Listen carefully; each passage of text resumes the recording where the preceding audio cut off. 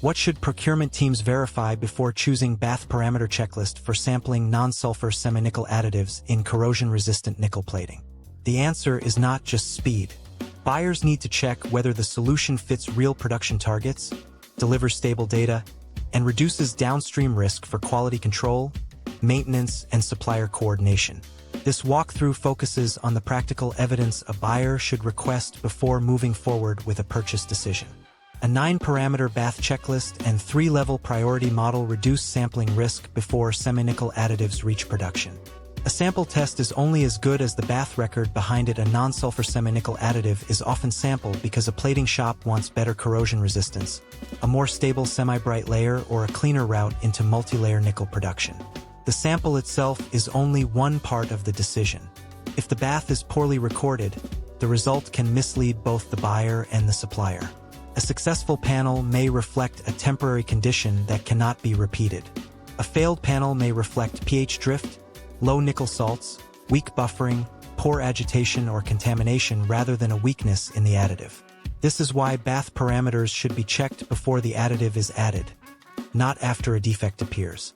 Nickel sulfate, nickel chloride, boric acid, pH, temperature, current density, voltage, dosage, agitation, and filtration all influence how a semi-nickel layer forms.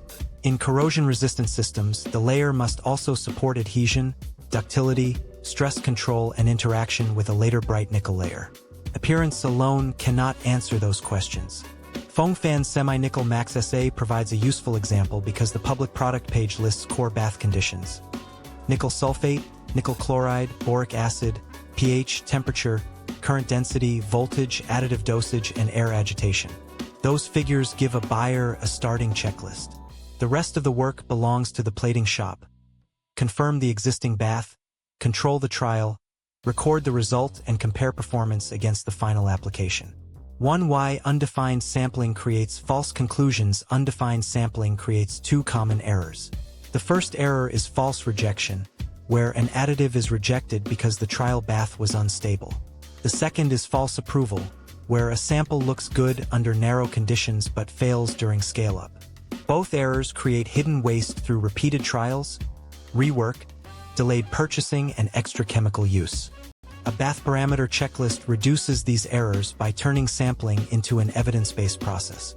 1.1 What a meaningful trial must record. A meaningful trial should record Bath age, nickel salt concentrations, boric acid level, pH, temperature, current density, voltage, dosage, agitation, filtration, substrate, part geometry, and inspection criteria.